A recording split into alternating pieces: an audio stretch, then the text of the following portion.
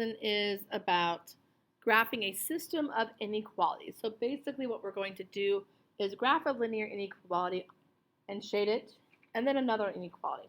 There's a couple different ways depending on how you do it before. What you notice about this first example is that they are both already in slope-intercept form. So I'm going to start with the red inequality. I know that one has a y-intercept of positive 2, and it has a slope of negative 1. So from this point, I'm going to rise negative 1, run positive 1, and I come up with another point. And we would continue this, or we could go up, rise 1, and run negative 1. Because it has the solid line underneath it, I know I should have a solid line here. And to shade it, since y is by itself, it says y is greater than, my greater y values are up here. And I'm going to be shading on this half plane right here. Again, if you wanted to test a point, you could. Next, we're going to look at the items in blue. This particular one has a y-intercept at negative 2.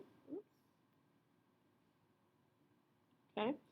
And the slope is also 2, or 2 over 1. So I'm going to rise 2, run 1, rise 2, run 1. Or we could go the other direction. This one does not have that solid line, so it is dotted. Right? And it's okay that these did not intersect at a nice point, because we're not really concerned about where they intersect as so much we are where their shading overlaps. It's still the case that your shading could not overlap at all and you would have no solution, but most of the time it will. So this one says y is less than, so I'm going to shade below my line, the smaller y values. And what you're going to notice is there's a place where we actually shaded twice, and that is the answer we're looking for. This section right here is really where our final answer is. So whether you shade as you go or you shade at the end, that's up to you.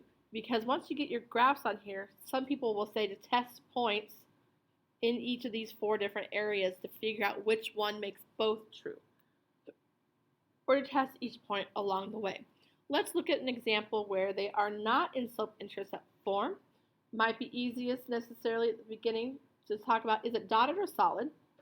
And this one's going to be dotted. Okay, and it has y by itself, so I'm going to shade above. This next one is also going to be dotted because it does not have the or equal to, and I can't determine where it's going to be shaded right now. I could test the point 0, 0 if I wanted to, or I can get this into slope-intercept form and then decide. If I put zeros in there, is 0 more than 6? Not. So I can say it's not going to be on that side.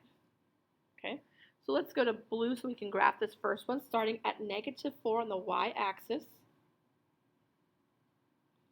From here, rise 2, run 3, and we'll do that again. Like we said, it's dotted, right? Okay, and we would shade above. Whether you color coordinate or not, it's up to you. If you're doing this on paper, I would advise that you shade like in different directions maybe. Let's look at the red one. Well, the red one's kind of hard because, like we said, it's not in slope-intercept form. I could find the intercepts, like our x-intercept would be at 3. Our y-intercept would be at 2. But if you don't remember how to do that where we put zeros in there, we can always get this into slope-intercept form by subtracting the 2x over. That's a positive 6. And dividing everything by a positive 3. So the inequality sign does not need to change because I divided by a positive.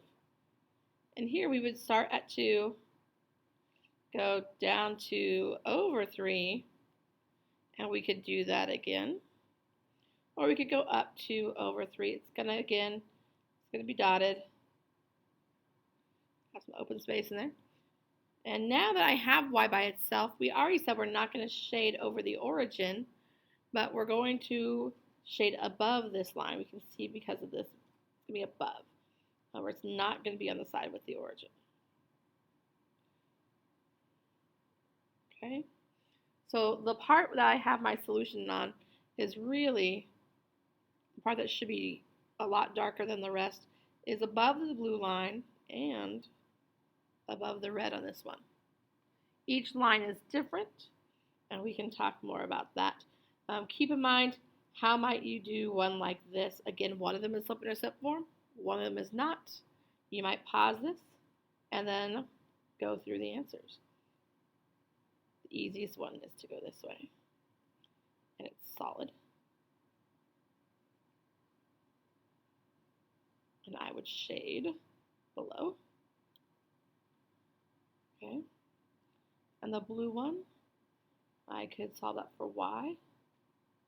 Y is going to be greater than negative 5 halves x plus 3. So I'm going to start here, down 5 over 2. That one actually has a common point. That's dotted. And I would be shading above this one.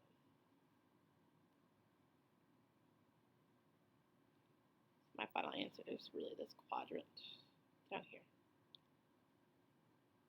So we have to still consider dotted or solid. Where do we shade for each one? And go from there.